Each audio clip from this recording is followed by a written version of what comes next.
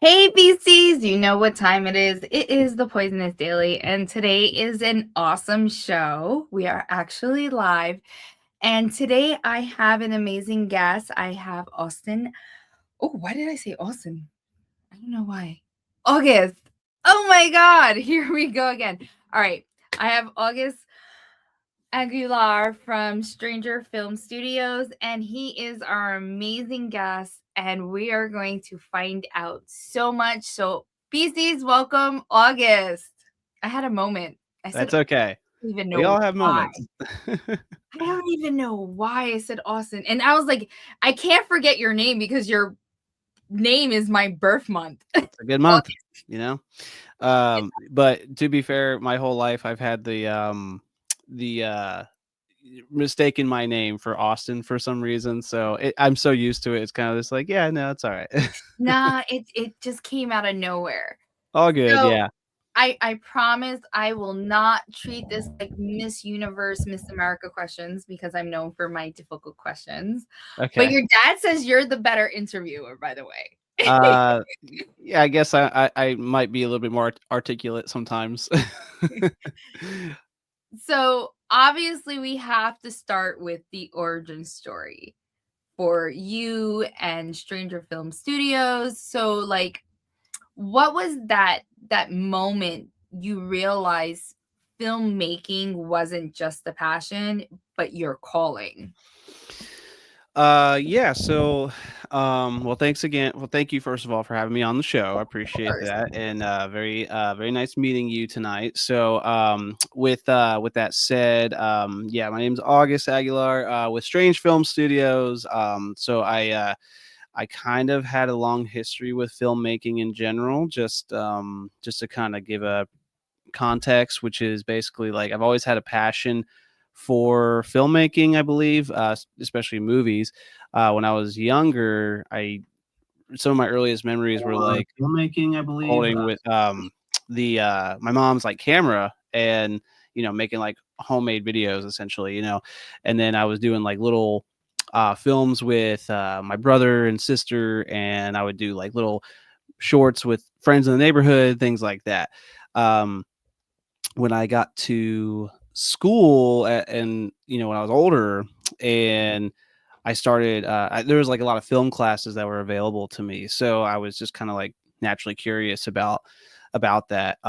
It wasn't really until I was in college they had a lot of film um programs and studies and screenwriting classes and just things like that in general. So I took all of that. I majored in mass communications and broadcasting, and the film stuff was pretty much my elective. But that's really where I learned how to write screenplays, edit, direct and audio and everything, all the like the basic foundations of filmmaking. And I kind of was like, oh, you can actually make a movie. That's pretty cool. Like I didn't think that was actually possible. I thought it was like had to be this big, Hollywood thing. And because I had to make some films in class, and really, that was kind of like getting the wheels turning. It wasn't until like a couple years later I was working at a local news station here in Knoxville, Tennessee. And by that point, it's been a couple years since school. I had not made a movie since. It was just, life was just kind of took over. And, I thought I had to do other big boy job stuff, and things like that. And um, I I moved to Knoxville, Tennessee, and I was totally like on my own, trying to, discovering myself and discovering like the real life and things like that. And in this new city, there was one late night I was editing in the editing bay for the news, and I saw this ad for the Knoxville Horror Film Festival. And I saw that and I was like, oh, wow, that's pretty cool. That'd be really cool if I could actually make a horror film and maybe get into that. I mean, like, I don't know. I just like it just like it was like just one of those random thoughts. Like it's like a random thing I saw and I was like, wow, I didn't know that there was even like a thing like that here. That's super cool. What if I did that? So I texted Frank, which is my father, Frank Aguilar, and I texted him and I said, hey, what do you think about making a horror film? And it was like really late at night, like maybe 12:30 or something like that. And he was up at the time. He was like usually like really like up at night real late. So he texted me back right away and was like, Yeah, let's do it. Like, basically, what do I've got some idea, like, what are we thinking? And that's kind of how it started. We just like, we got really excited about this idea to make a horror film. And we started tossing around these ideas and concepts and things like that. And I basically, I used my whole paycheck and I bought all these gear, all this like starter kit gear essentially. And yeah, we basically came up with this idea, which ended up being our very first short film called There's Something Down the Road. And he flew out to Knoxville and we shot it here. And I think it was like a 1 day shoot. And we just ended up yeah, we made this like low budget horror film, and I took the whole summer, I edited it, and it got into the Knoxville Horror Film Festival that fall, and we were just both kind of got super excited, and we were just like, we should do another. And like, and The Strange bug. Films, yeah, exactly. And Strange Films, the title or the name came up basically with the in like context of the film, because There's Something Down the Road features this like horror, or this villain I should say, like the one of our first like characters that we really came up with, called the Stranger. So I think we were like, how do we present this movie, like what do I put in the credits, like how do we, what's our production name? And I was just like, what about Strange Films, because the Stranger, and that's what I put. And then I got a logo made like a few months later, and then next thing you know, I'm up in Philly a few months later, and I'm shooting the second film, Center City, and it just stopped. It never stopped after that. And here we are. It's been 10 years doing Strange Film Studios, and we've got probably close to 30 films under our belt now. And yeah, that's kind of how it all started, though. Just like the excitement of wanting to make a movie. That is awesome. Like, I can't even see. This is why your dad said you were the perfect interviewer. You just like answered two of my questions within that. So obviously, school was an influence. Grabbing your mom's camera, like, you were brave, because I don't even think I would ever touch my dad's video camera or like camera. Um, because like my dad taught me photography, and like that was like our bonding moment, the whole photography thing. I did film photography, and then I got into videography and stuff like that. But like, other than that, what do you think, or what would you say your influences were, like music, culture, or just life experience being a kid and just like, I want to do this? Well, I'd say like, I'm still finding a lot of inspiration now, where like I'm digging like way back in my life. Like I'm realizing like a lot of my childhood, a lot of my upcoming, yeah, as a teenager and things like that with my friend groups. Like a lot of those things still are like inspiring me to write new things and want to incorporate things in my films. But I think maybe at the time it was more, I always knew I was a creative type person, because before film, before any of those ideas even came to like fruition, I was a writer. I always loved to write. So like I would write, like I vividly remember having like these like little journals of, these small little journals, but I would be writing stories and stories and stories. And I mean, they look like chicken scratch, and they'd be like, I remember one story called, Attack of the Giant Chicken or something like that. Like it was like, I mean, I wrote like ridiculous stories, but I wrote like really like, full, fleshed out stories, and not, and short stories. And I would like write fan fiction of my favorite video games, and I would like turn everything into a movie. And it was just like how I thought um creativity was. So I think naturally, between loving movies so much and writing and kind of tapping into this like imagination, there was like something that really spoke to me that didn't really come out till way later in my life. And music especially has been a huge influence on me. I I've always been very musically inclined, I believe. And growing up, that's been like just one of those things that made me, I feel like, tap into that creative energy and things like that.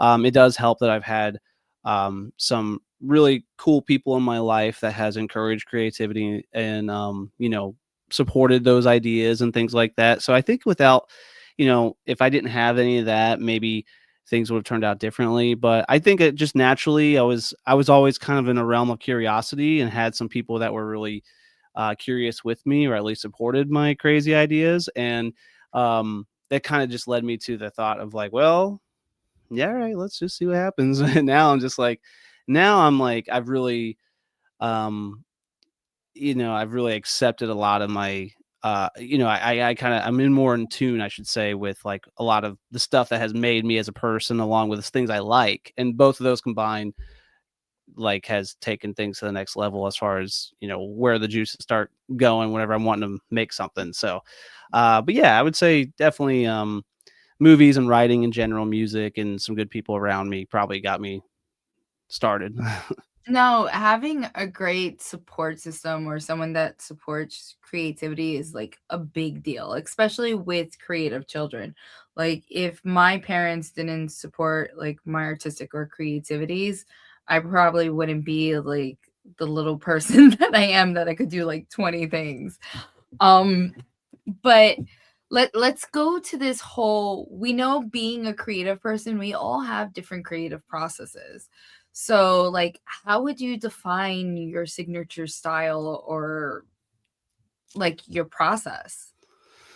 um, well, I mean, these days, for sure, I really have tapped into, I believe, like the surrealism of life and characters, and like moments. Like, I really love to see a moment breathe. I really, there's I love being like kind of raw and up close and personal, behind the camera, when we're trying to tell a story. So it's I think there is more of a, uh just trying to touch the grass a little bit, and be in tune with, like, how do I take this imagination and kind of, you know, showcase it in a way where it could happen in real life, in a way, I guess. And I think some of that just kind of keeps me keeps me motivated to try to tell these stories, or showcase a character of, with a lens that maybe someone wouldn't think of, or go with the beats of or through a perspective. There's a lot of perspective I would like to share, through characters and whatnot. Um, and I forgot the tail end of your question, so that I'm trying to trying to think of what Like that was. your But the process, like the the process you go process, yeah, the process is more like, I don't know. I mean, definitely movies still inspire me. Like, honestly, like, I'm still catching up on a lot of movies that are kind of like critically acclaimed, have been known for a long time. It's like iconic films. Like, it's one of those things where it's like I'm still catching up on a lot of that stuff, throughout my years recently, and still today. But when I do watch a movie that is like, the cinematography is breathtaking, or the dialogue, the screenplay is breathtaking, the directing is breathtaking, I'm just like taking notes in my head. I'm like, oh my gosh, Oh man. this is something I want to recreate. This is something I want to do. So movies are probably like the biggest, like, as far as homework goes. It's still one of the best assignments I can possibly have to keep me inspired. And then I would say my other process is just kind of, well, I don't know. I guess I used to be super, like, feel like I had to do something right away about it. So I'd like write and try to make something happen right away. But now I just kind of like, I like to marinate on things, and yeah, pass it around and whatnot. But I don't know. The process, it's kind of hard to explain because I don't really have a quote unquote process. It's just more of like, I have ideas and I write a lot of ideas down. And some of those ideas will be one sentence. Some of those ideas will be 3, 4 pages, a paragraph, or like just even like a dialogue line. I thought I've got like 8 journals of just different ideas of just all over the place. And then I'm like, hey, I'll come back to this. Or this is good. This is good. I'll work over 2 weeks. I'm like, so it's just one of those things where it's like the process is kind of my manic creativity flowing, and I have to kind of channel it somewhere. And even if it's just writing down the simple idea, at least I know it's there. And sometimes I'll write full scripts. I'll let them sit. Don't come back to them till way later, or it's something I want to still do later on. But I just kind of let my creativity. I have to channel it somewhere, whether it's talking about it on a podcast, or um, writing it down, or actually creating something. So it's kind of a you know, long-winded answer of just like, I don't know. I'm just kind Listen, of you're doing it. better than me. You write your stuff down. I'll have like 30 freaking ideas in my Oh head and yeah. I I don't even get a chance to breathe or even get a chance to write it down. My new thing now is as soon as an idea pops into my head, I'm starting to write them down in like my notes on my phone. Mhm. So like that was I give it to you. You have how many journals? Like I don't even want to know. I don't even get a chance to write. So I know this happens a lot, whether it's with film, whether it's with music, whether it's the whole creative perspective. Like, how do you approach your balance of originality with the audience's perspective? Because a lot of creative people lose what they're known for in their creativity because they're too busy focused on like I can't do it this way or I don't want to do it this way because I'm worried Mm, about what the audience is going to think. mhm. So how do you balance that? Well, I think it helps I haven't seen a ton of movies that are, like, iconic, you know? Like, I mean, like, I have, I'm catching up, and I've seen I can talk shop all day about movies, but, you know, there are certain, like just for example, there are certain, like, films that maybe one would say, like, Sam Raimi's The Evil Dead or something like that, you know? It's just like, well, he has a very distinct kind of style when it comes to shooting, where the camera goes, how things move, and things like that. You know, if I was doing that on my set, it would be pure coincidental, probably like more accidental. Maybe I'm just like, you know, I kind of because I do things like you like our sets are really loose and really fun. So like because we're open to ideas like left and right, whether it's from the cast member or the crew member or just whoever. We're open to like hearing what anyone has to maybe say about, you know, what could possibly help benefit the scene or benefit the character. So and sometimes, you know, especially because if I don't know, just because I've done this so many times in Philly where I don't really know what the location looks like until I get there. So I'm kind of just winging it as I go. And you know, I just kind of come up with random shots ideas or random things ideas, you know, like in the moment. So and not every production because we've been doing a lot. We've been more moving with the DP route in the last few years, but for most of our productions, I was always the DP and the director, so I would be shooting and directing at the same time. So sometimes my camera is going all over the place because I'm just kind of in tune with what my instinct is telling me. So with that said, a lot of the times, if there's like maybe an accidental reference to like you know, a shot or something or an idea that was in our movie that was maybe similar to something that something in another movie. It's really is just kind of more coincidence or accidental because I'm like, I didn't know. I didn't mean to. So it's just kind of like, because I think like really what sets us apart as far as like our stories go, that maybe are trying to keep in mind at least when it comes to approaching a new character or new story is that we are trying to be very original with how we tell it, and we are trying to be very original with what's going on in the story. So even if we're telling a story about, you know, the evil priest or like the evil, you know, or a serial killer. Like, you know, my film He Comes to Kill is a slasher film, and I definitely took notes from John Carpenter's Halloween. I mean, he's one of my all-time favorite directors, along with one of my all-time favorite films. Over there is right there. Oh, we But spot Mike from a mile away. yeah. But I was like, you know, how do I make Stanley Elk different than Michael Myers? You know, like Yeah. how do I pay homage to that film, but totally do my own thing, you know? Because I was like, I don't want to just like do a copy paste of anything, and I don't want audiences to think that either or anything that we got going on. I want to always do something very original, and I think with between me and Frank, we do a good job of like balancing originality along with quirkiness and something that like even if you're not like a diehard horror fan, you can still watch our films because we want to be as inviting as we possibly can to anyone. You know, we want to be able to share our films with anybody. So just because we say we make horror films doesn't mean we are necessarily like this giant like or like in your face horror like aesthetic. We want to be able to it's inviting enough for any casual viewer to get into it and be like, "Oh, that is a horror movie, but there's a lot of other fun stuff going on here in their own original way that you know, would hopefully invite them to come back for more." So, No, it's understandable. You see it in your work. Um, it's crazy how all of this is like coming full circle. So I'm a big horror fan. I love my horrors, and I actually made this joke when I was on the podcast with your dad. Like it's always I'm always attracted to anything with a priest, like in horror movies. Yeah. Like every horror movie except for Hannibal Lecter and Michael Myers and Freddy Krueger, there's always a priest involved in every horror movie that I love.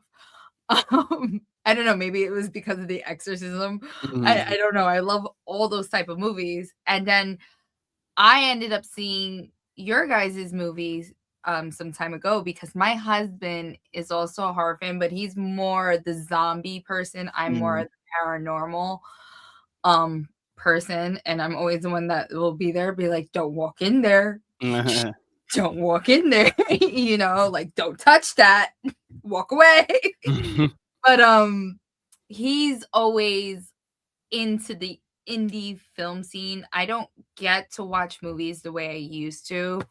I think I still need to catch up on like a couple of movies that I have yet to see, and they came out like 2 or 3 years ago. Like Mhm. what movie came out? Like I don't know. When you have kids, it's kind of hard to Oh, like. yeah. No, I know. I'm averaging maybe 1 or 2 movies a week. I'll see like the kid movies before I even see like Right. something I want to see. Yeah, I just saw a Mario movie in theaters. I'm I like, haven't seen that yet. I haven't seen it it's yet. alright, it's pretty good. You beat me. Like, we finally saw Zootopia, There you like, go. Yeah. but I think I was more excited to see Zootopia than the kids. Um, but, like, these horror movies, there's so many, and then Yeah. with the indie industry growing the way they have and the rise of digital platforms and the whole game studios and so on and so forth, like, what challenges do you think you're facing now with all this? Yeah, I mean, you made a great point there.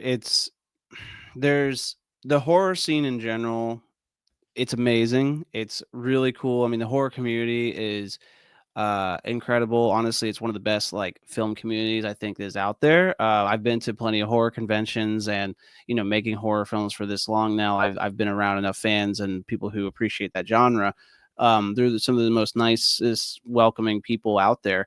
Um, and and they want more. They're wanting every kind of horror film that comes out, whether it's a Hollywood blockbuster or an indie, or a streaming exclusive, anything. A lot of people are very forgiving in horror because the cheaper the better. People like the campy, people like the low budget, people like all that stuff. So no matter what kind of horror film you're making, there is definitely someone who's going to love it.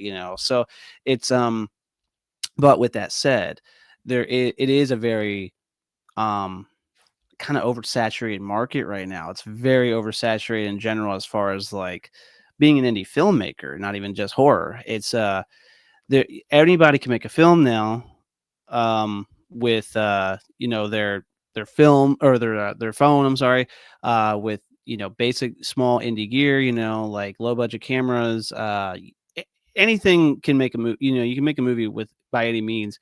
So in return, there's a lot more filmmakers out there. Now, of course, you're going to have like those waves of quality and things like that goes into that. But I think the challenge is kind of just like, okay, well, how do we stand out? I mean, if we've been pushing films for 10 years now, and Strange Films we've had a great so far. It's been a really interesting, exciting journey, and there's still things I'm learning. We've had some setbacks. We've had some really great strides forward. But there's always like kind of like this just like obvious thing in the air. It's like, well, okay. Like what are we gonna do about it? Like who do we need to show this to get to the right, you know, mass audience appeal? How do we market this to so, we're on a bloody disgusting headline or something like that, getting it exclusively to Shutter or something like that. How do we do that? And I don't know. I don't know. And it's one of those things where it's like I don't know.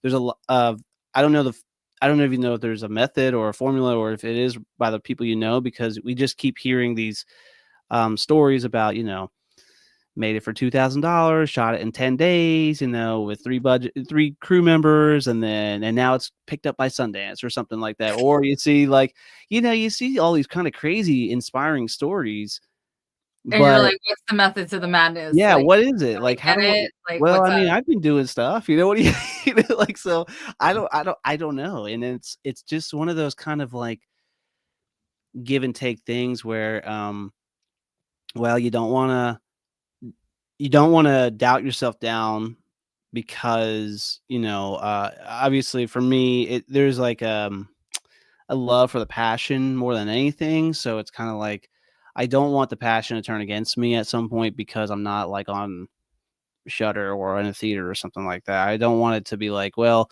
I don't want those insecurities to come out and, diminish my passion for making movies, but I also want to still give it the best I got because, I mean, I only have one life and one chance to do what I love, and this is what I love. So it's like I want to be able to still push out a movie and be like, "All right, well, who wants to watch? Where can I market it? How can I screen it? How can I do this?" It's so there's it's a challenge because again, there's just so many people doing movies right now. You got great people out there, great filmmakers out there who have great branding behind them, who have great like, cinematography or a great talent behind it, that helps push them up.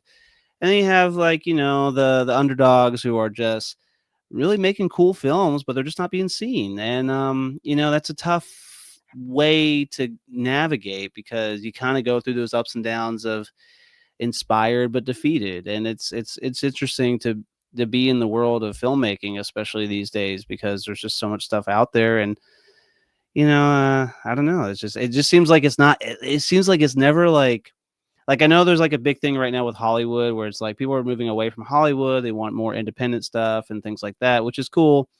Um, but when the independent feels like it's like as big as Hollywood, you're kind of like, all right, well, how do what do I do How do now? I deal with Yeah, this?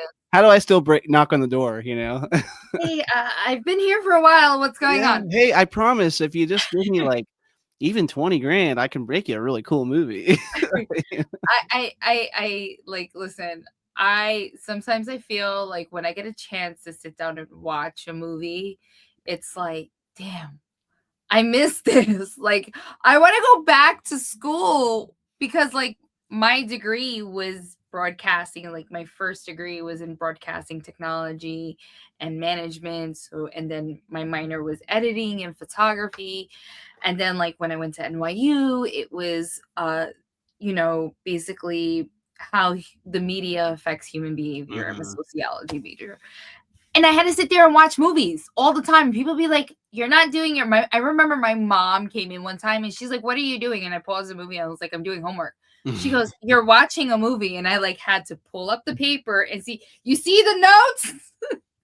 Yeah.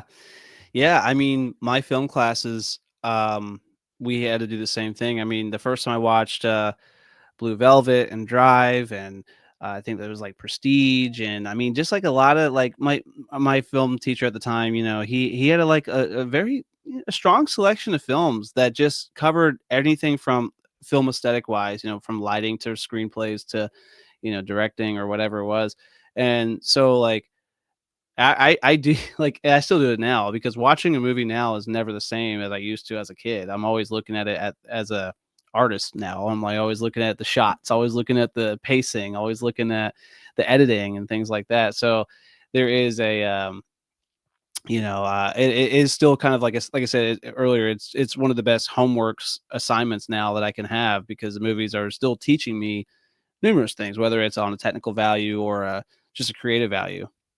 No, it is, and it's crazy.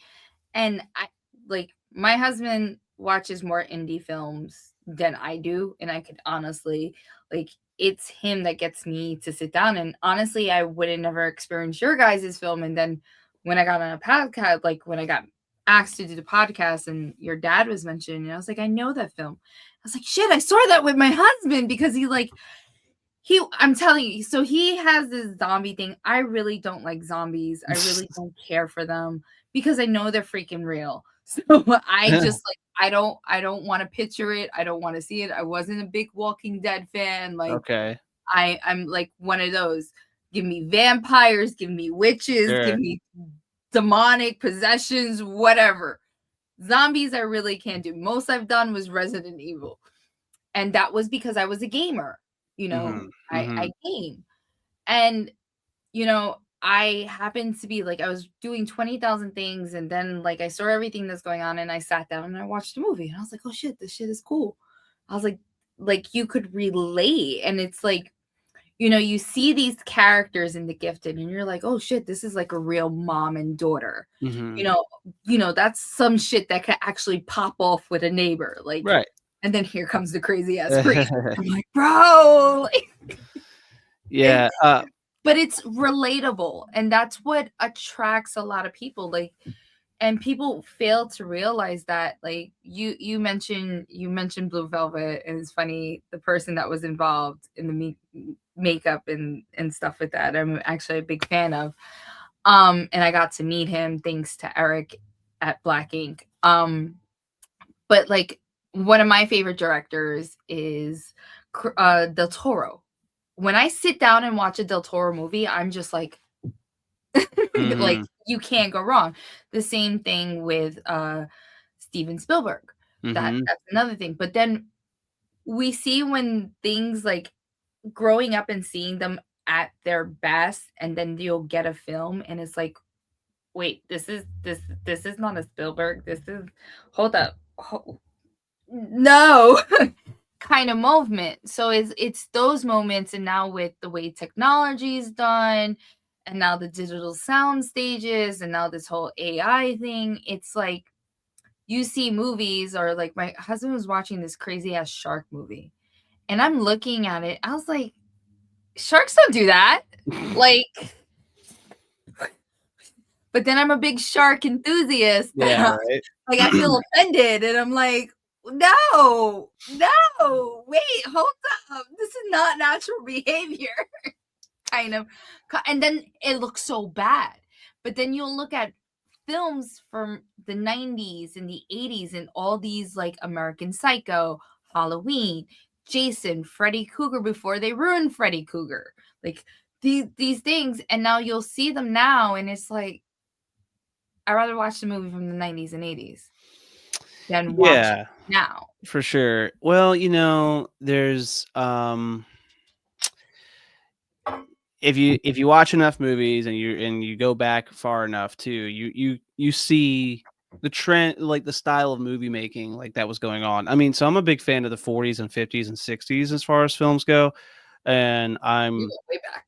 yeah, I like to really watch a lot of those old classics because it reminds me of what simple filmmaking was. There's Mhm. a pureness to it. There's ahead of its time that's like seriously like it's incredible to watch. Like Billy Wilder is one of my all-time favorite directors, and he made a lot of movies in the 40s and 50s. And um, when you watch those movies, there's like this certain unique original charm that is like it's just pure authentic um skill when it comes to writing, when it comes to the characters and the dialogue, how they deliver. Like it almost feels like acting is like when acting was almost at its purest in a moment, in films where they were at their purest. It's just kind of like this really simple but yet elegant way of doing everything. And I mean, Wizard of Oz is one of my all-time favorite films. And it's just one of those things where that was way ahead of its time. There's no way. I mean, like it's just like it's incredible. So like some of these movies, when you look at the basic foundation of filmmaking, it is there's a formula there. It was already shown to us years, decades and decades and decades ago. It was just when technology started, ramping up, obviously films started getting a little bit more eccentric and a little bit more wild. Acting started getting a little better and things like that. Actors are learning from other actors, of course. So the 70s and 80s start really kind of going into some weird territory, some great, great territories, but like, they're going darker. They're going a little bit more exploitive on certain themes. And like obviously when technology and CGI starts going around, um, we're creating this really huge, amazing world building parts to it now. So the 90s, when you start going in that early, even the 90s and early 2000s, everything still kind of feels like a little bit of like pureness to it. It still feels like a little like this is what filmmaking is. Even if the CGI is bad, it's fun, things like that. But now 2010s were great. It was a great era because that's when I think storytelling started becoming like super, super um I mean, like, we've always had great storytelling, but 2010s really kinda gave this artistic edge to it, I think, with storytelling and directing, and so, you got a lot of great, great, great movies out there, like, There Will Be Blood or something like that, No Country for Old Men, those are, like, fantastic films. You've got, like, some really great kinda art house indie style films, but on a mass scale, but now you still, like you said, with technology being as it is and AI being a thing, first of all, we don't really even we can I'm still getting faked out by AI. And, with like what I was thinking, oh, that looks really cool. And then I find out it's AI. I'm like, damn, that sucks. Like, it's like, I just saw that Marvel laid off their whole visual effects team. And they're like, yeah, we're leaning into AI. And it's like, that sucks, dude. Like, that I really, don't really think sucks. that's It's gonna like, be a smart move from I I'm don't think a so either. huge Marvel fan. Yeah. Well, like, right now, like, I had to take out my DJ equipment, so, like, all my Funko Pops, my Oh, stuff cool. are, like, all missing, like, right now, it's just Maleficent back here. Um, I don't think that's a good move. I don't think it's a good move because I don't know, was it Spider-Man when Fox still owned it that they did the whole CGI thing and it was like this whole battle scene with one of the villains and it was just like, no, we're not doing I Mhm. can't watch this. And I don't know if this happens to you, but being that, like, I've studied film, I know how to look at things, like, there's times where I sit things that I can't watch a movie anymore, like, I lose interest once I see something that doesn't align with it. Like, my son became a Ninja Turtle fan. I was I was happy because 'cause I'm a Ninja Turtle fan, Mhm. right? And then my son's like, "Oh, mom, watch this Ninja Turtle with me," and I looked at the damn turtles, and I was like, Oh, the newer "These ones. are not Yeah. the turtles." Mhm. "What turtles are these?" He's like, "No, those are the Ninja Turtles, mom." I'm like, "They look like crackheads." Like, no offense. They look like crackhead I was like then I literally sat my kid down and made him watch Yeah. the first Ninja Turtle movie, and I'm like, "Here, these are your turtles." Yeah, I guess what I'm afraid of is that maybe from like the 2010s and previous, especially the 90s, 80s, 40s, 50s for sure, like all these amazing decades of films.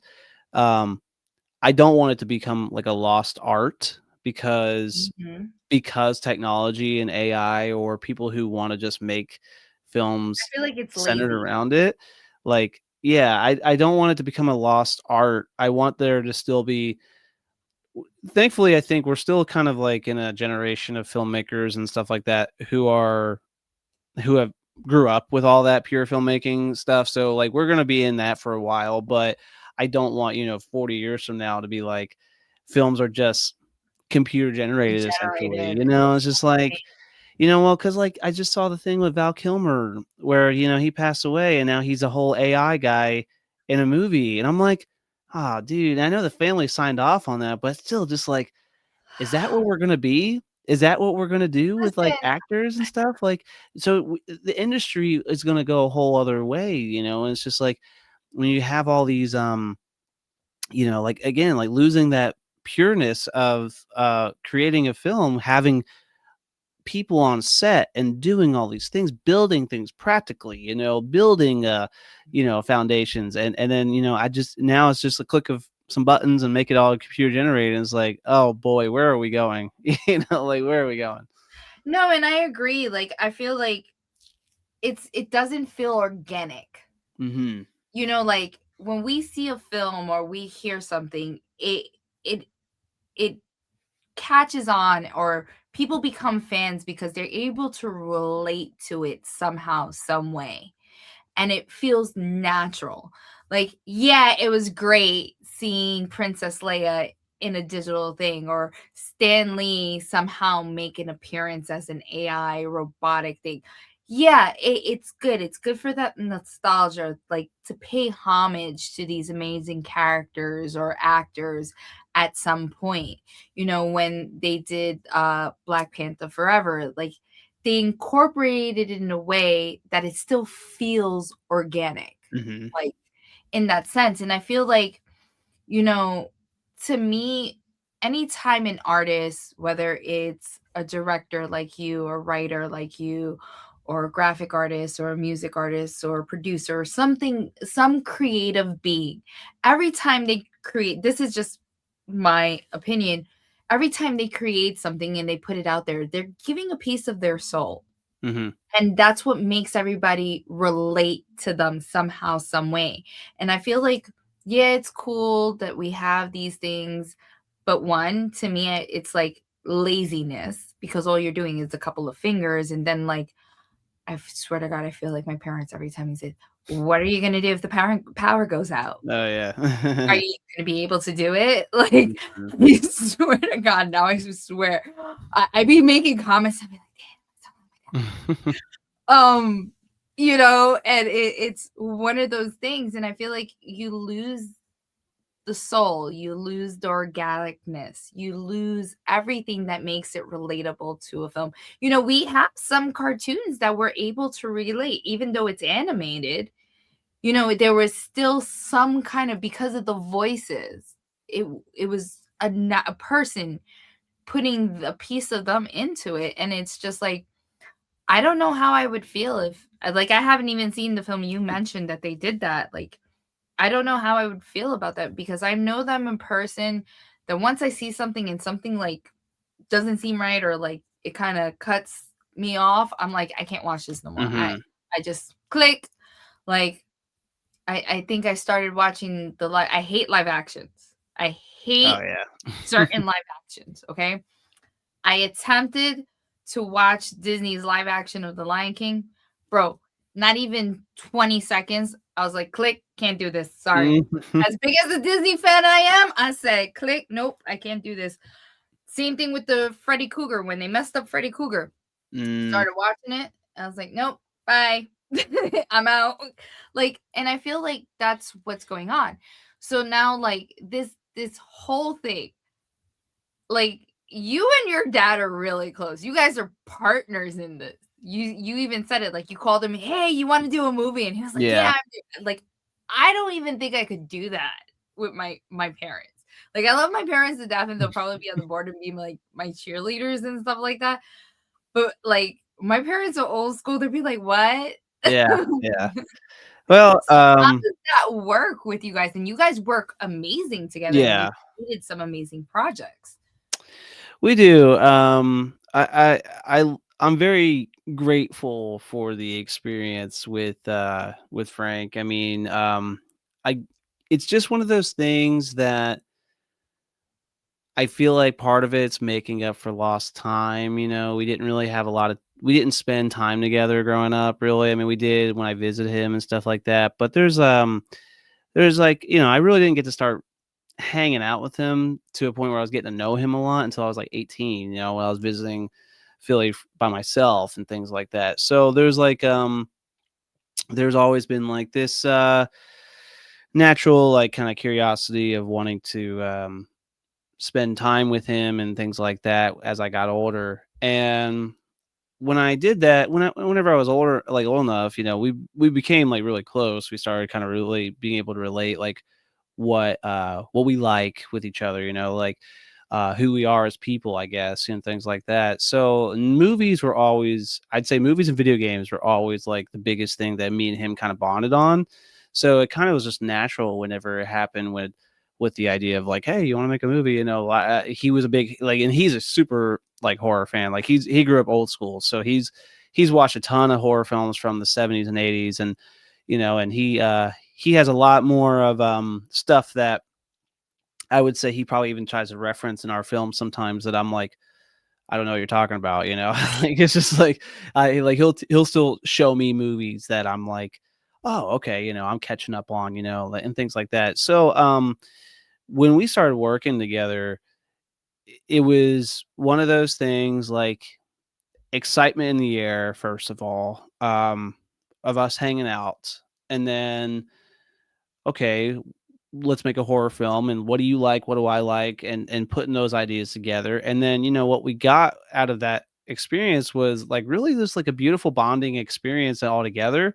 It was just like one of these things where we had such a good time. We didn't want it to end, and we wanted more. So his writing started coming out. Like he always says that I brought out a creative spark in him that he was always too afraid to tap into growing up. He didn't know what to do with. He always had some ideas and things that he wanted to try, but he never could do it, or never knew what to do with it, I guess, and whatnot. So like whenever we started hanging out and working together, like that started coming out, and he got more confident behind that voice. So he started writing his own scripts, and it turns out he's a really good writer. He's a really like he knows how to write some really wild stuff and some really wild characters and things like that.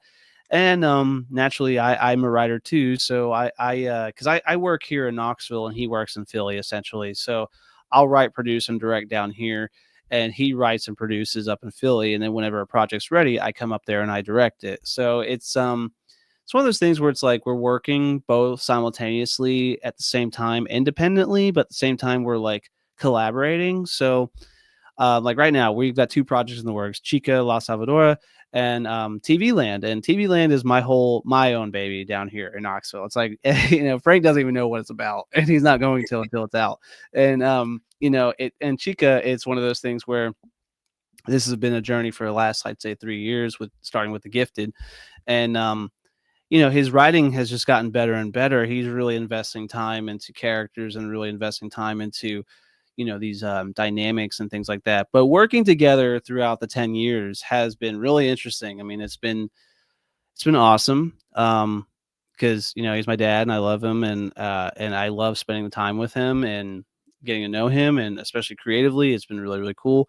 But sometimes, because he's old school and I'm kind of new school, and I have my own life and he has his own life, we butt heads, and we get into creative differences sometimes, or we get into little, you know, like skirmishes on Confrontations, set and right? things like that, just because it's like, man, like, it's a natural thing to happen to anybody, especially with family, but it just happens. And so there's some challenges. You take out the personal stuff, it's all great, but personally, sometimes there are challenges that arise.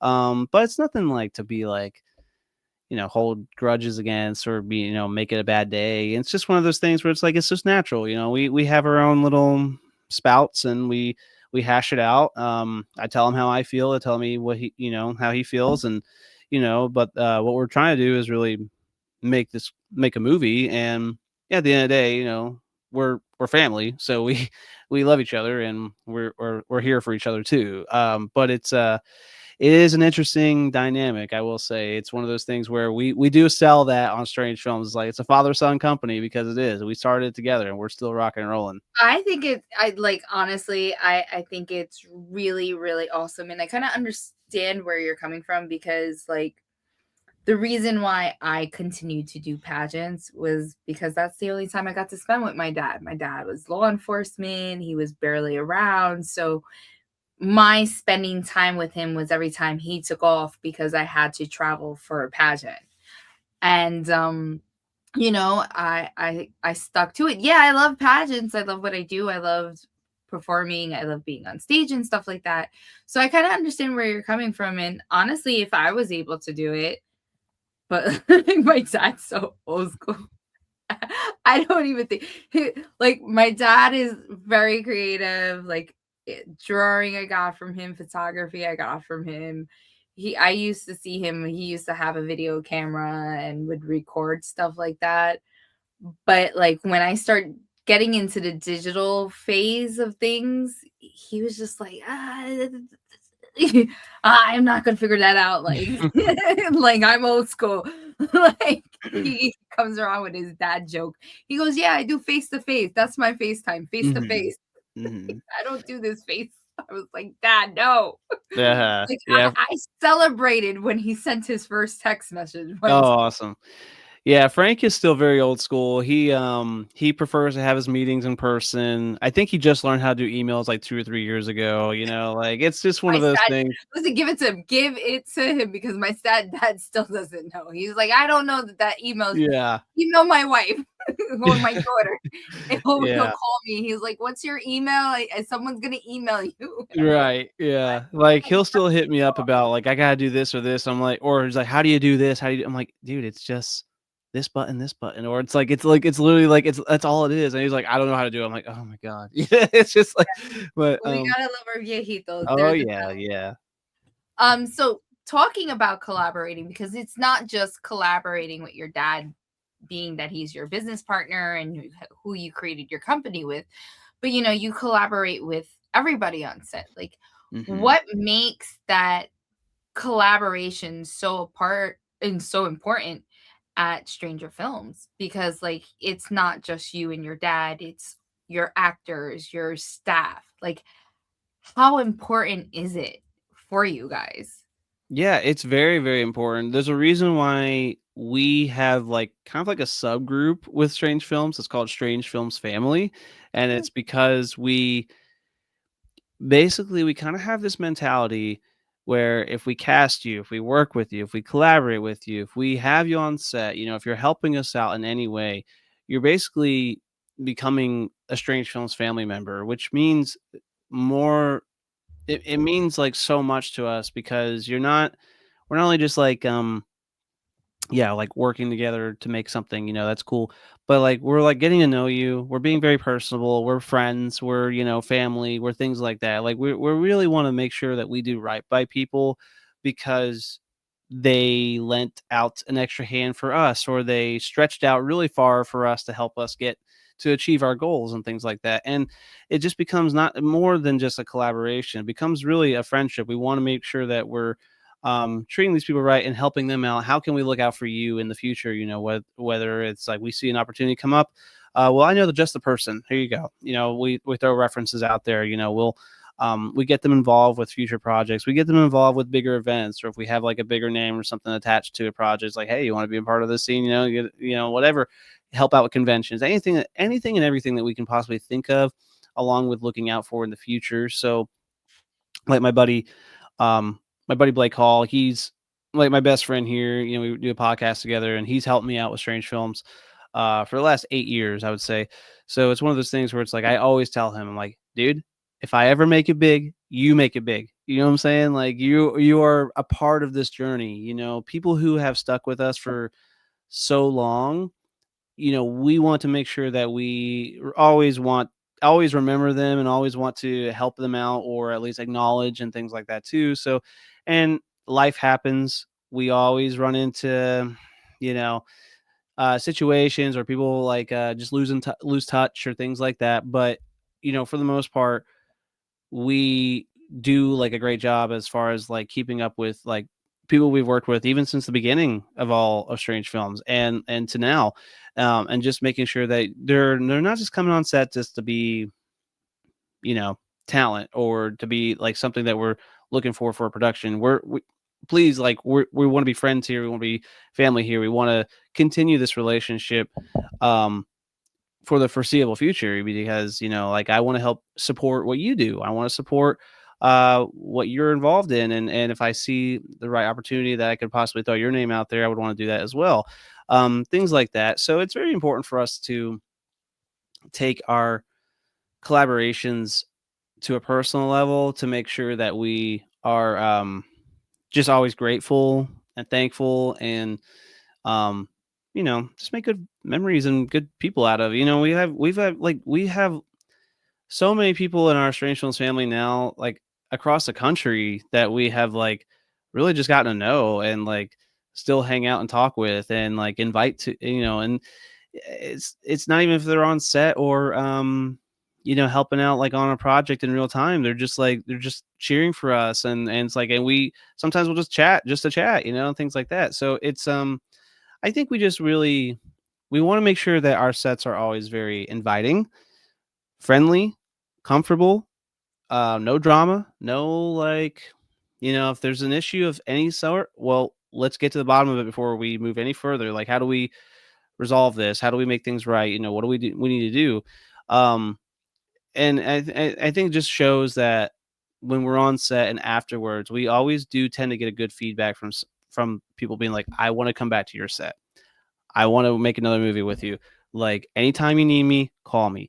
And Mhm. that makes us feel really, really good because that's kind of I don't know. I just feel like it's always just one of those simple things like do right by people, people will be right by you, and I think I really do believe in that. There's no ego involved or anything like that. There's just like just be good people, man. Let's have some fun. Let's make a movie, and I want to have good time, good memories, and afterwards, let's go celebrate, and then and after and all that bonding experience of in between takes, in between, before the set, after the set, all that stuff. That really just goes a long way. Like I have so much good memories of just like hanging out with cast and crew versus being on set doing the takes and stuff like that. It's just it's so it is important for us to take every collaboration or someone we have on set to a personal level to make sure that we're all like Strange Films family at the end of the day. No, and it's awesome because like we just announced yesterday that I've just joined the family. Yay! And That's right. I'm so looking forward to it. Your dad sent me the script. Um and I started hysterically laughing because one of the lines that I have to say is a line that probably comes out of my mouth every so often. Oh, really? And I was like, I think this part is just like meant for Oh, me. cool. So I was just like, yeah, I've said that a couple of times. I've said that a couple of times. Right on. Yeah. So I am so looking forward to this project. I'm super excited. I am honored and humbled to be a part of the family. And I just can't wait. And like for me, the irony that this is a horror film. It's like people see me and they're like, "Oh my god, she's glamorous." No, I Mhm. am horror. I am a Mhm. paranoid. Like I am doing UltraCon this weekend with Black Ink, and people are like, "You're into that stuff?" I'm like, "Yeah." Like, who's not? Yeah, yeah. I mean, and also, with you coming on set, like, I mean, that's amazing. Like, I'm really excited. And I hope you like you'll come to find out like when we're working together, it really is a loose environment. Like when you have ideas, I'm gonna be listening. I'm like, and 99% of the time, I'm like, you know what, that rocks. Like, hell yeah, let's do it. Like we're really loose. We like to just like say the script is kind of like an outline, a guideline. Kind of as long as we're hitting the beats of things. Like Mhm. we want you to really have a lot of creative control just as much as we're having creative control, and that's what we tell every single person that comes on set. So it does make it a very personal experience for everyone who works with us because it feels like they have a little bit of a say into what's going on here because everyone does. I'm not trying to, no one, me or Frank are in no position to be like, no, it's got to be this, it's got to be that. It's just like, dude, you guys are showing up, you're doing, you're helping us out, and we're going to make this the best thing we possibly can. And we're going to have a good time doing it.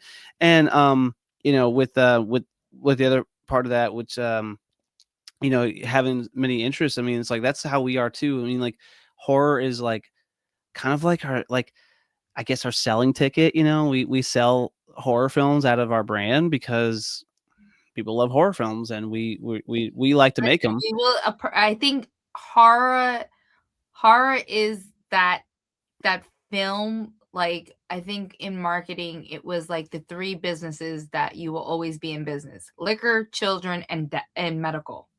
Yeah. Like, you're never gonna go, "Oh, wait, the 4th is death." You're never Right. gonna go out of business. And I think horror is one of those things that you just can't stop liking Yeah. Yeah. because And it's like that human curiosity that we mhm. all have. Mhm. It hits every dimension, and horror could go sci-fi, horror could go action, horror could even go comedy. They've done that with Scream. Definitely. Scary movie. Sorry, I said Scream, but a scary movie. Well, scary or even Scream's a little quirky though, Yeah, like exactly. and that's the thing, there's definitely horror comedies out there. There's all kinds of different genres of horror and like and that's why we like to say strange films is we kind of just label it as like bizarre mostly because just because we like to make horror films doesn't mean we always make horror films. Like I've made drama films, I've made some kind of dark comedies. TV Land right now is a very experimental fantasy kind of dark comedy. It's a very but there's always kind of weird elements going on. There's always kind of like these like maybe horrific things if you actually think about it, like going on at its core. So I like to think that we can bend to wherever we need to go creatively because we're interested in it, not just because we have to, or that we've been pigeonholed into a corner. And one thing with the Gifted series that I give props to Frank all the time for is that it is like a horror series, but it's very much more of a drama series, I would argue, Oh, you than get a novela vibe in there. yeah, Yes. than horror. Like it's definitely horror elements to it because when shit hits the fan, it hits the fan real bad. But it's like but really, it's a drama series. Like The Gifted with Ginger Lynn is very much drama heavy, and then Mhm. and Original Sin, and then in even Chica, as you've read the script, is very much family focused drama fueled. But there's always going to be these like horror elements to it, which I love. I really really love, especially this time in my career where I really want to focus more on storytelling and character beats. Like these are the kind of stories I want to tell. No, and I feel like, what makes this project a little bit special for me is I'm a very proud Latina. I'm of Puerto Rican descent. I'm very proud. And, it is a Hispanic film. So I feel like this is something that society needs. And I think you guys are bringing that impact when it comes to culture, legacy, and like hinting those things um in its own way that the everyone, no matter where in the line or where we're from, Hispanic, if you're from Mexico, South America, the Caribbeans, and to Spain, even some Filipino culture could relate to certain scenes in The Gifted, Original Sin, and Chica La Salvadora, because there's scenes and certain things going on that are relatable, and like you do say, it is drama because it gives a novela vibe. Like straight up, we have a novela Hmm. like series, and but then you have your horror, but actually you guys also target things that happen and are currently happening in today that we're dealing with. Yeah. So it is something that is.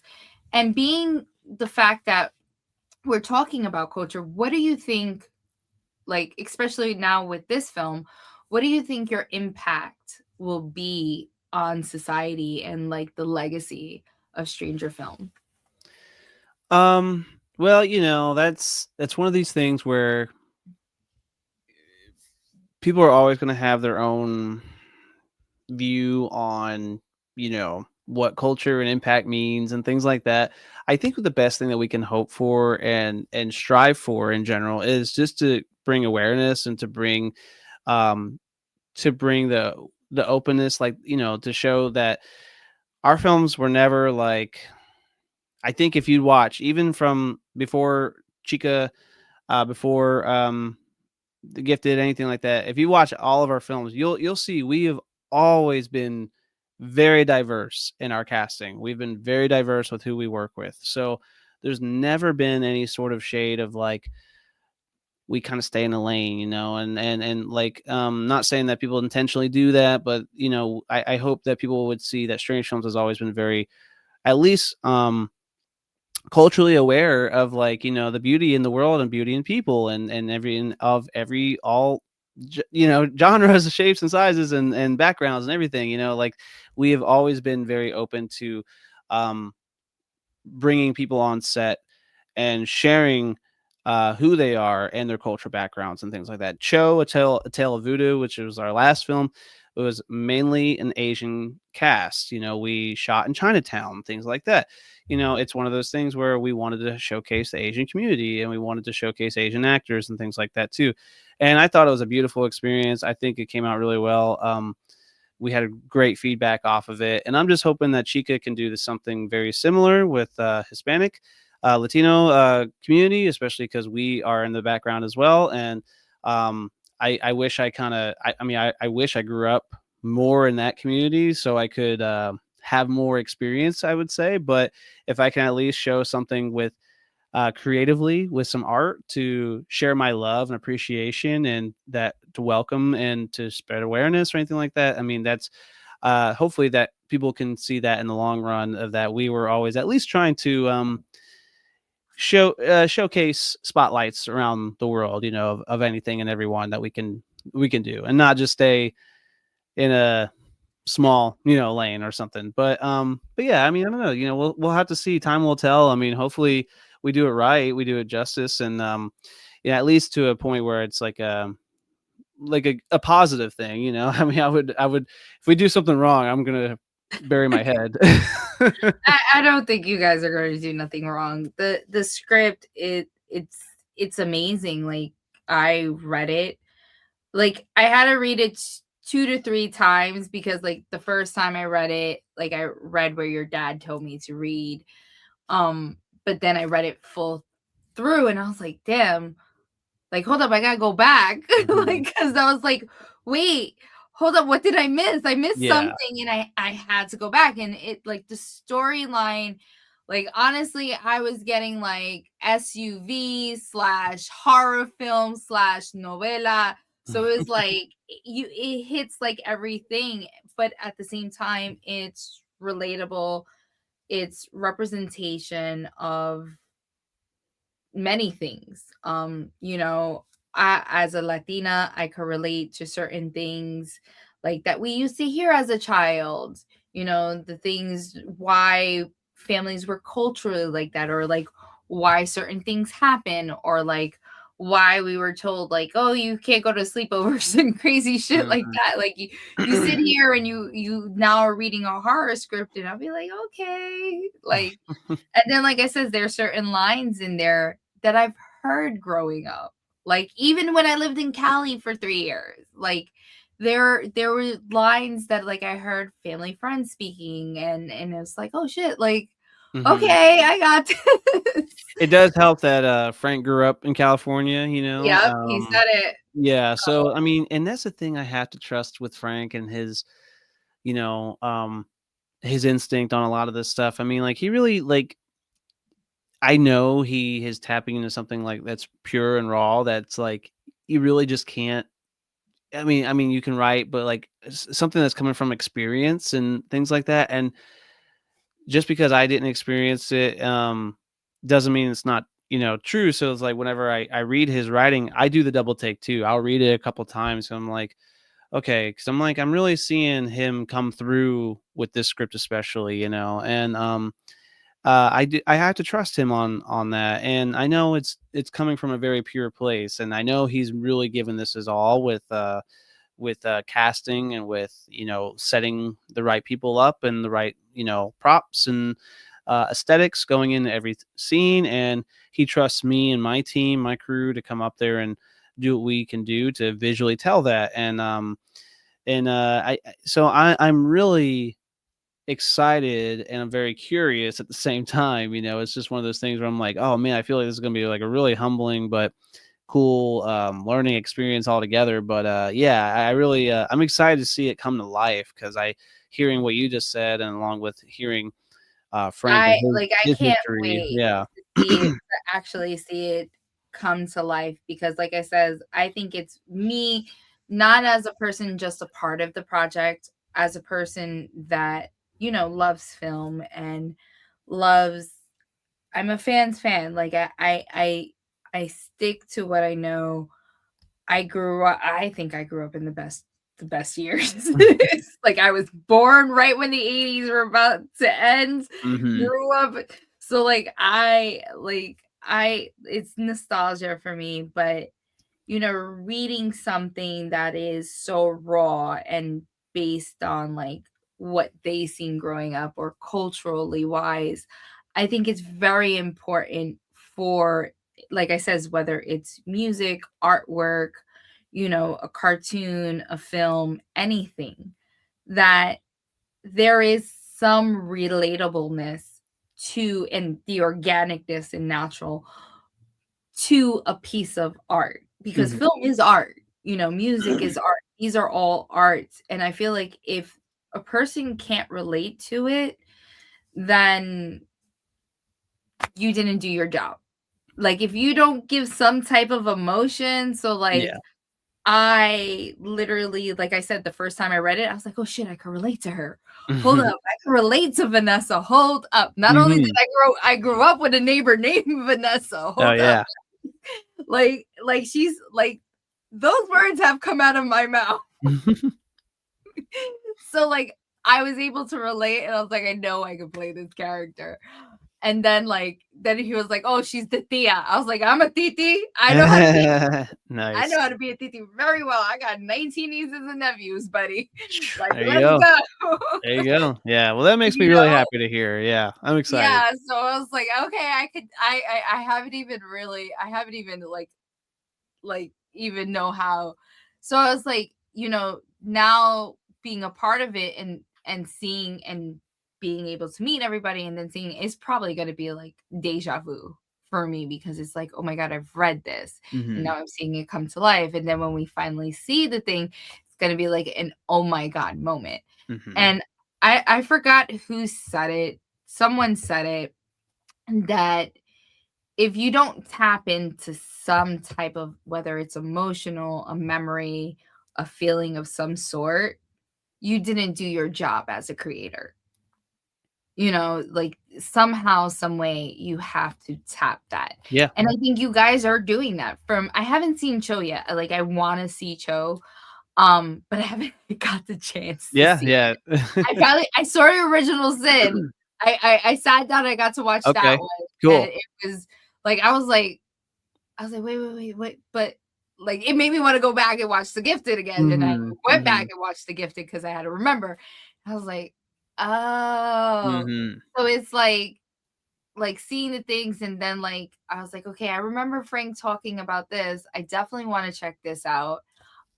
Because of course I like things with curses and paranormal, and Yeah. always a priest in it. Some type, some way, someone's getting cursed, something's happening. Okay, come on.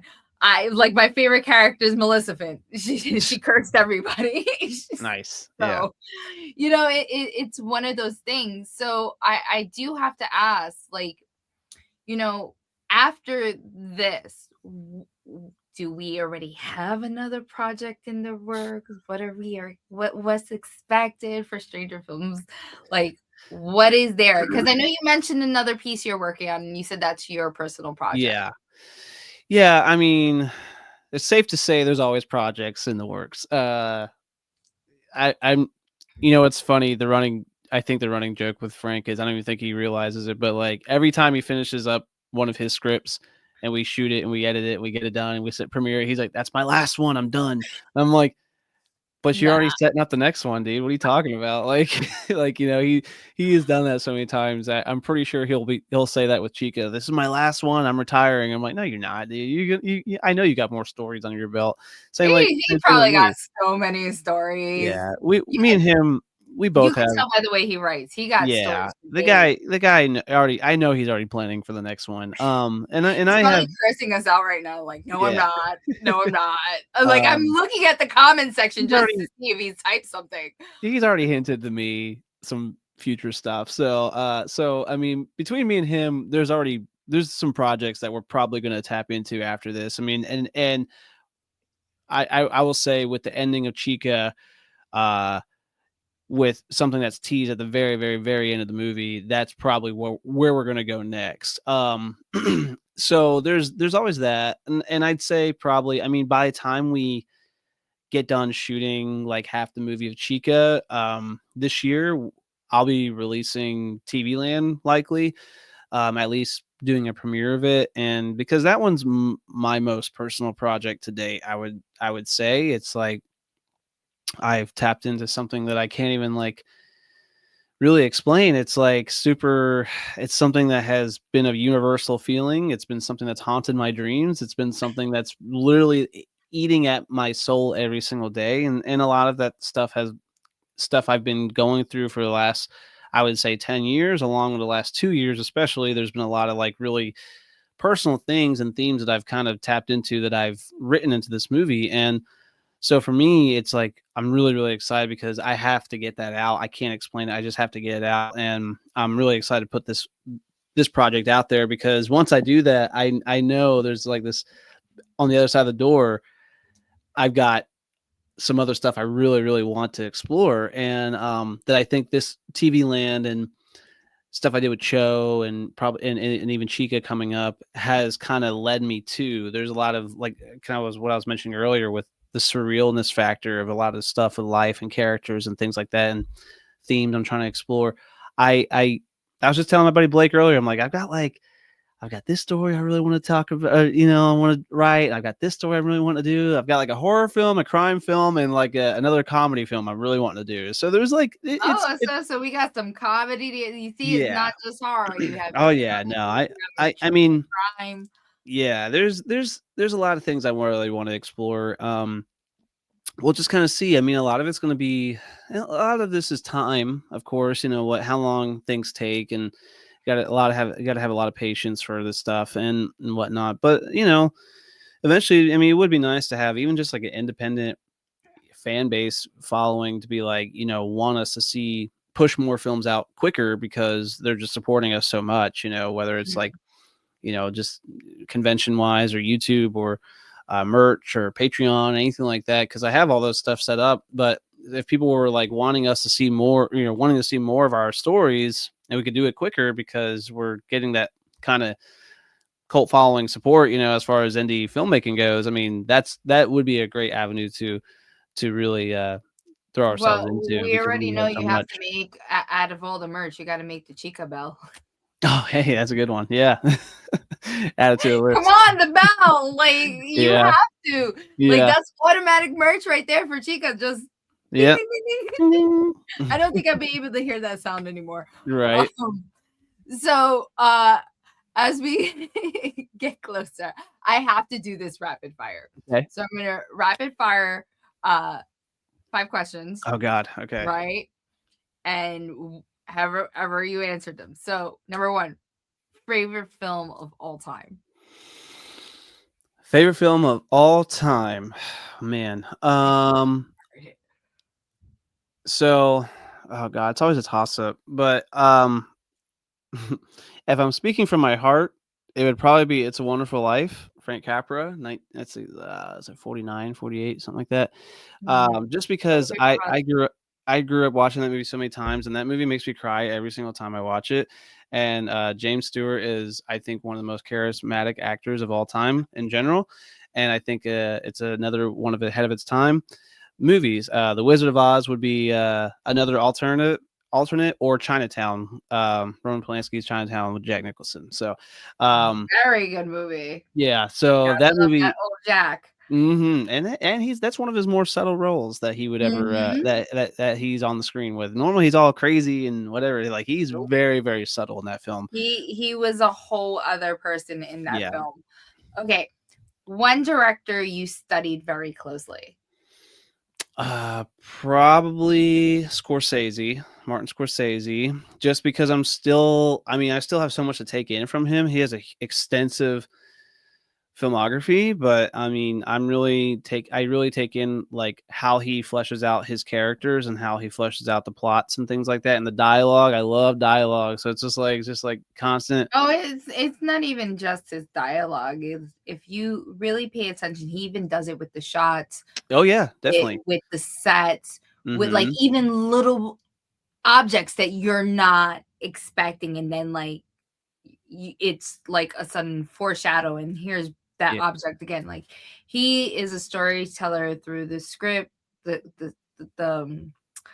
clothing, the set, everything, how he chooses his actors, how he goes about it. Mhm. So I think you he's one of the most iconic directors of all time, and he Mhm. will go down as that, for Oh, absolutely. I mean, it's just incredible.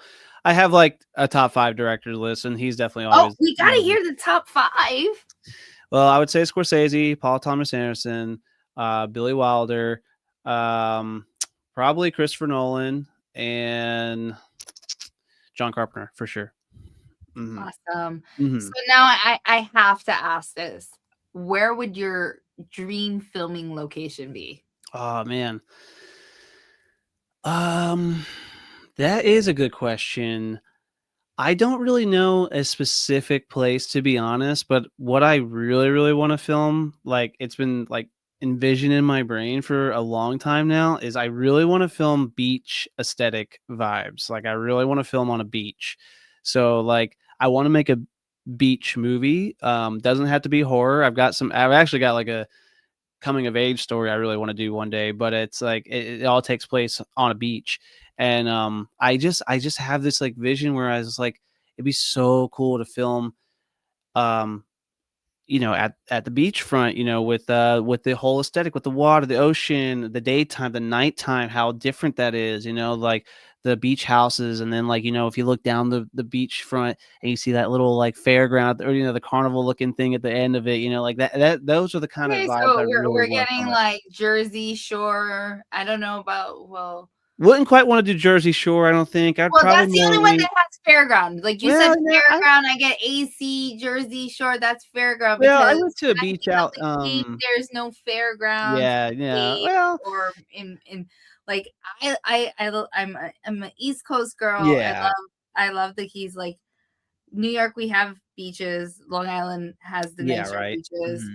Mhm, And then, Rhode Island has beautiful beaches, especially in mhm. Newport. And then if you go to the Cape, you have beautiful beaches and the houses. And then Maine has beautiful Oh, I'm beaches sure. as Yeah. well. So it's like the East Coast. And then if you want to go down south, of course, they have gorgeous beaches. Oh, wait. Ocean City has fairgrounds, Myrtle Beach. So maybe Yeah. I pull and Myrtle Beach if you want that whole fairground, Yeah. or you could go to Cali.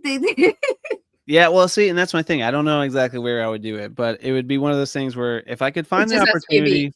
Yeah, I wanna do a beach film for sure. I just wanna do I mean, and it would be nice if you could, like, if we could go to, like, a beautiful country with a beach side, and, like, do that kind of aesthetic, but if we had all the money in the world. But, um, I still part of me really, really wants to take a few of my buddies and go on a little road trip and then just take a few gear and just be like, "We're gonna make a movie tonight, dude." It's just like, "We're gonna make a Like, movie."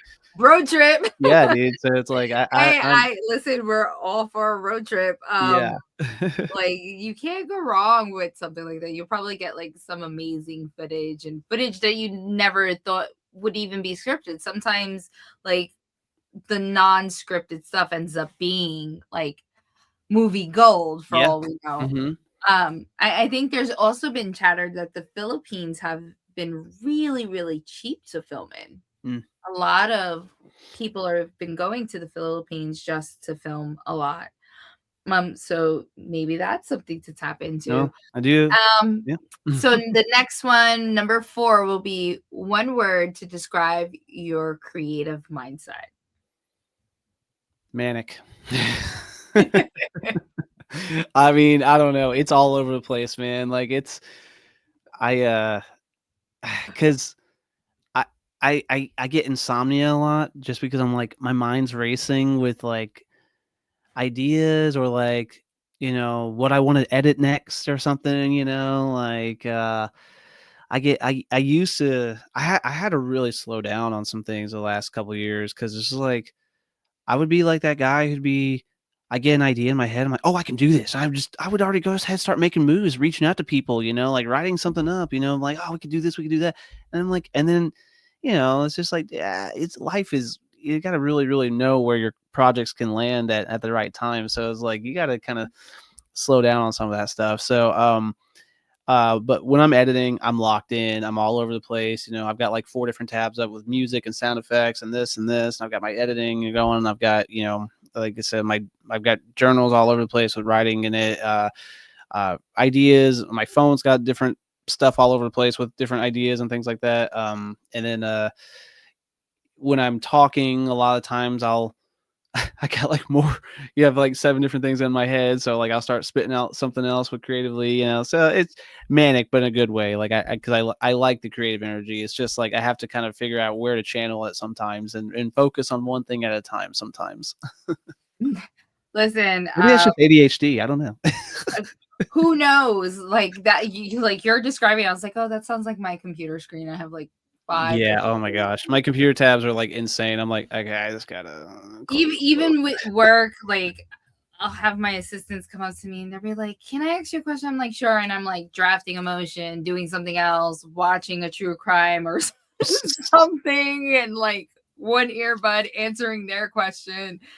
But like that's how our brains work. When I feel like that's normal for us creatives. There's even been times like I've gone to sleep and I feel like I'm awake because my brain is like coming up with all these ideas. Mhm.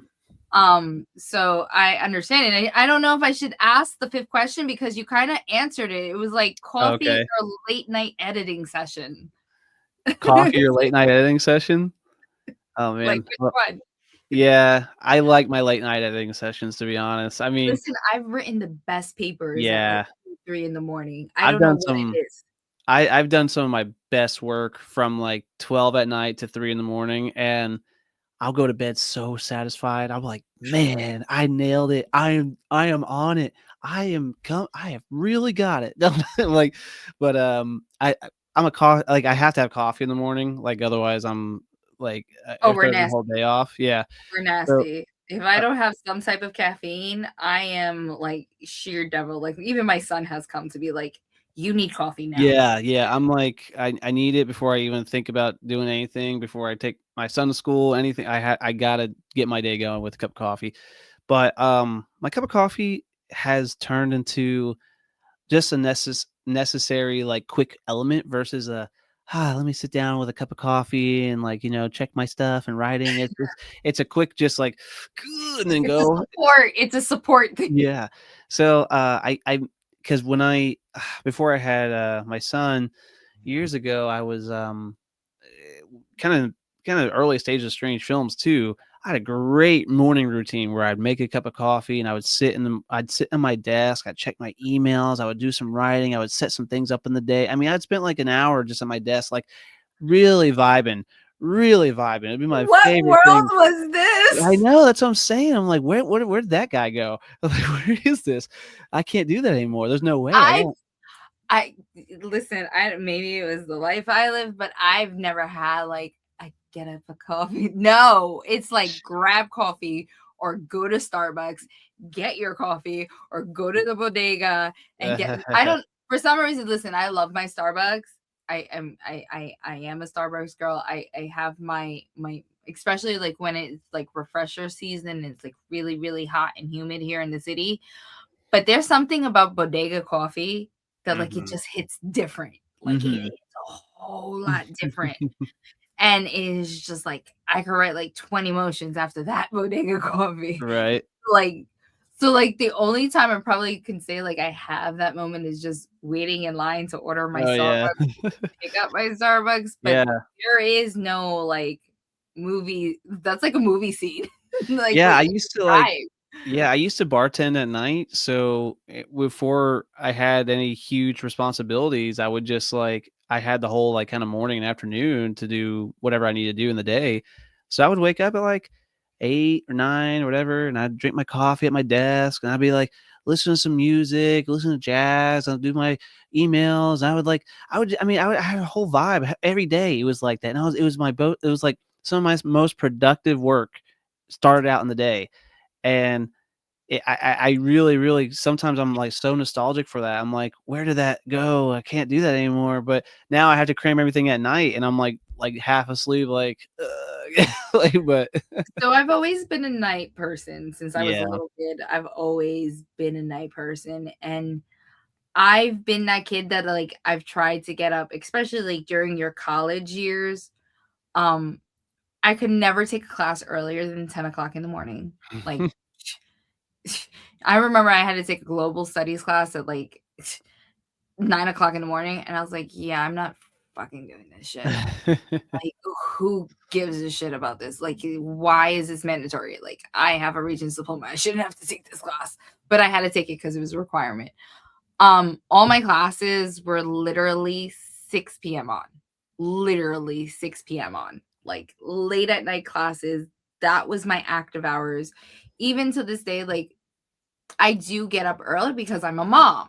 I Mhm. have to get up early. So, like, my day is not even, like, my day. It's starting their day to then Mhm. start my day. Like, my day doesn't really start until 9, 10 o'clock, and I really don't really physically my brain doesn't wake up unless I have some coffee or one of my energy drinks, whether it's a Celsius or Bloom, whatever I feel.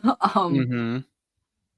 uh, I can't comprehend, but when it comes to nighttime, I'm like this freaking witchery.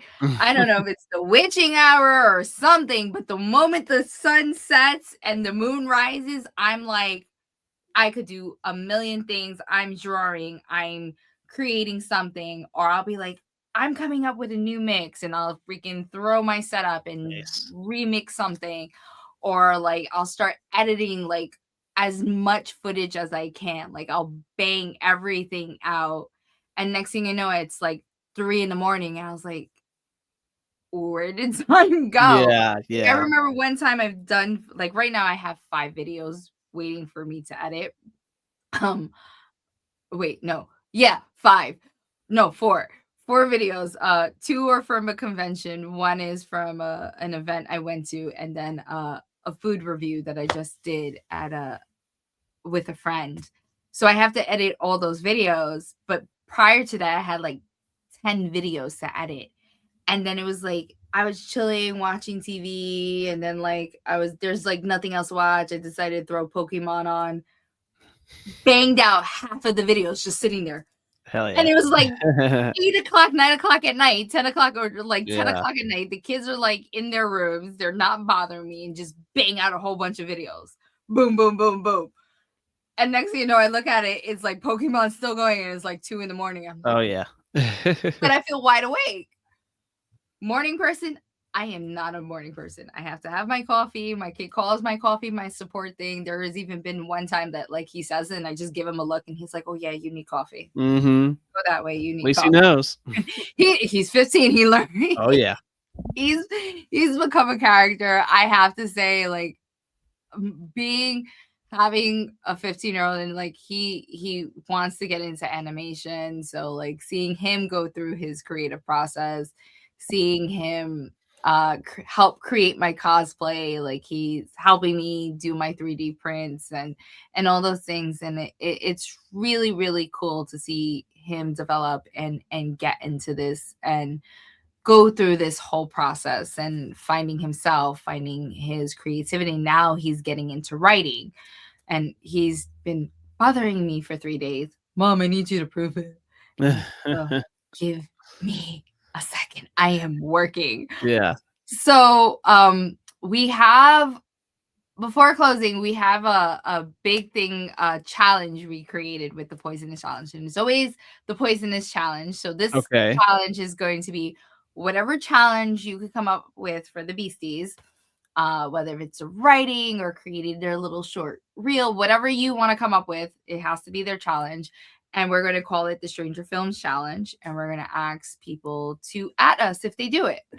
Um, so let's come up with a quick challenge, like a small little challenge. A A small little challenge challenge. peers to indulge in the creativity. Mm. I would say a good challenge would be to film something on your phone, uh, whether it's vertical or horizontal, but vertical is usually where people like to scroll at and film a 1 minute little thing, whether it's like a cool little monologue or that you want to come up with, or like Okay, a so one like minute. no voiceovers, right? Like them actually doing a monologue or something. Yeah, like a 1 minute, no cut, no take, like just a Okay. 1 minute raw, like thing that No you could film, like no no ad-libs, cut. No, no ad-libs, I mean, no you could come up with beforehand, like, come up with what you wanna no, no, no, say. you know how, like, people are like, their new thing is to, like, take these voices and they, like, sit there and mouth them and, Oh, like, yeah, yeah, pull the yeah, yeah. drag queen thing. I call it the drag queen. Everyone's being a No, drag queen right now. You're lip syncing people. no, no, no, no. I would So say and come up with your own original or even recreate, like, a scene or something that you like a dialogue that you like, but, like but no, like talking over like a dialogue, but like you either having You you do it. actually speaking a dialogue. Yeah, or having a friend who does it, like an actor friend or something like that. But like having someone on camera and film a 1 minute uh like short little film or something, like a take, like a something, a 1 minute, no cuts. I think I could add to this. I remember in one of my improv classes when I was a kid, like so many years ago, and I had to take an improv class. My improv teacher actually made us take one of her favorite songs and do it as a monologue. So Mm. here we go. You can take a verse from a song. We're gonna do the one film yourself 1 minute, vertical or horizontal, whatever you guys want.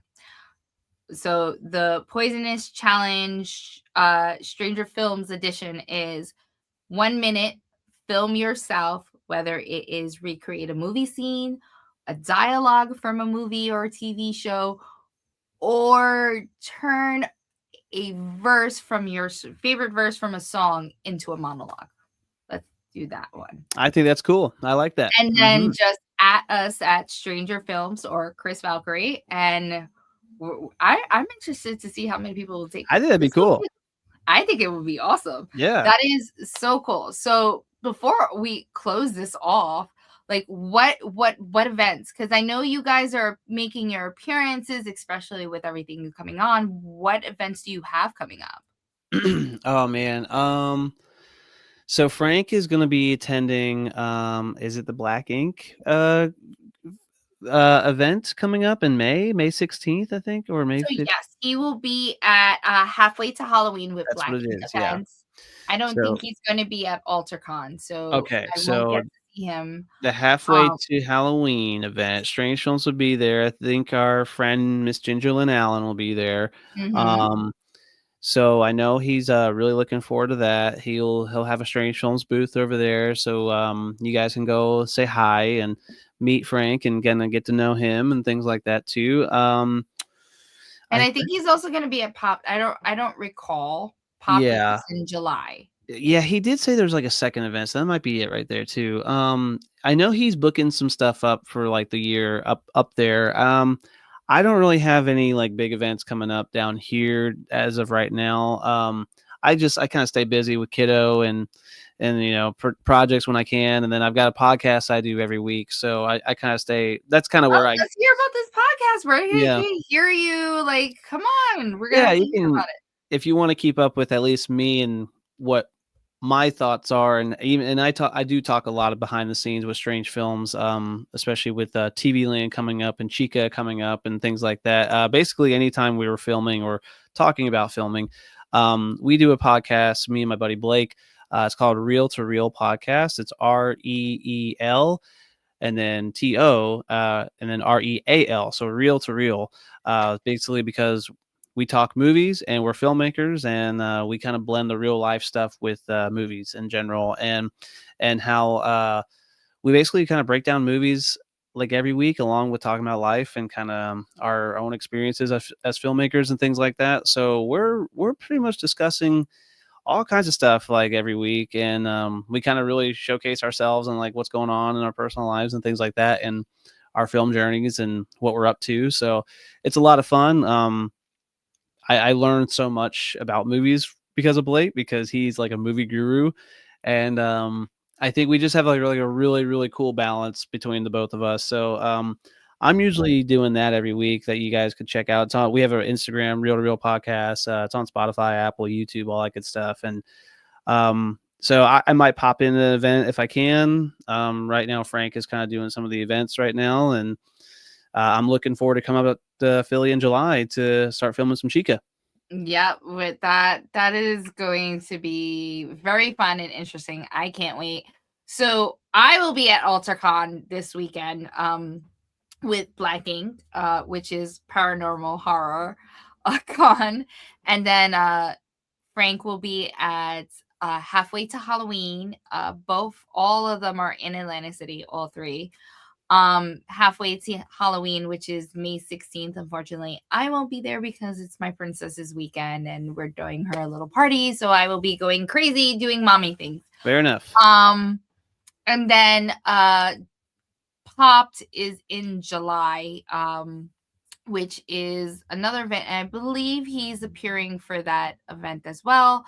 You guys could definitely go to blackinkevents.com or Black Ink on Instagram, Black Ink Events, and you could find us. And then obviously you got to follow August, you have to follow Frank, and absolutely got to follow Stranger Films. So other than that, I think now it's just Chica. Yeah. It's gonna be all about Chica. It's gonna be a Chica summer. Yeah, yeah, it really is. Can't I'm come up gearing with up. another I'm thing already for summer. yeah. It's already You taken a lot of my extra creative time recently based around our promotion and Kickstarter and all that stuff.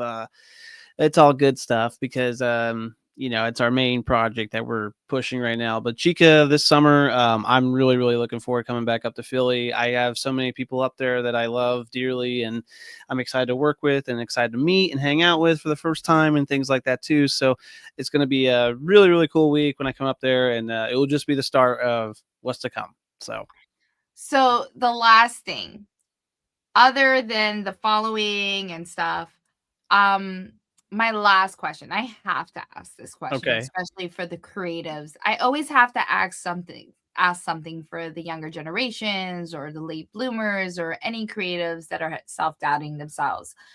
What would you feel, or what would you tell them, to be exact? Let me reword this, and my brain is like going um what would you tell those creatives who are watching this, who feel like they're overlooked or underestimated? What would your advice to them be?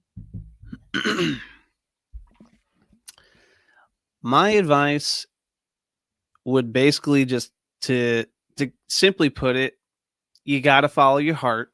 You got to follow what speaks to you. So if you're a creative and you have something that you want to pursue or explore, try, um, whether that's film, music, art, anything, it's best to let that out and explore it in the most honest way you possibly can and not worry about exactly how people are going to perceive it or where it stands in the world and things like that. It's because it's not really about that. I mean, it's about fulfilling your own personal journey as an artist, because at the end of the day, you're an artist and you'll have that's something you need to release, and it will go it'll be a part of the world, and the world needs art. The world needs beauty and love and all these things. So when you put yourself out there and you do it honestly, and if you are striving to get people to see it or view it and things like that, it's one of those things that what I remind myself is that, knock on wood, I hope I live here a very very long time, but after it's all said and done in this life, my art will exist beyond me. So there's kind of like this everlasting effect. There's like this a part of me that will forever exist in the world. My movies will forever stand, just like how you like an actor or a filmmaker or a movie or an artist or a musician, and they have passed away. Well, you're still listening to that music, you're still watching those movies, you're still looking at that actor on screen, and you're like, wow, I mean, it's a timeless feeling. You're like, oh my gosh, it's one of those things that gives you comfort. It's one of those things that you're curious about. So, your art as a creative will forever be a part of the world, and I think that's pretty cool. I really like to believe that, if people get on, follow me as a filmmaker, or they discover me later and they're like, oh wow, that's a cool little, it's something that it can kind of explore and see that's like forever there. So and I do think it's just important to just to put things out and be honest about that kind of stuff. I mean, um like I said, the world is we need a lot of beauty and fun things in the world, and art is one of those avenues that anybody can connect with, and bond over and stuff like that. So, you know, what's it? Just This do it. is so Just do awesome. it. Thank you, August, for blessing the Poisonous Daily. BCs, please make sure you go follow him and Stranger Film. And other than that, look out for Chica. Like, Chica, he's Chica La coming. Salvadora. Thank you He's so much. back. I appreciate the time. It was a Anytime. blast. I appreciate you. I'm looking forward to working with you guys. And this was so awesome. So, BCs, please make sure you follow them. They're obviously going to be tagged on everything. And stay tuned for more. Bye, guys.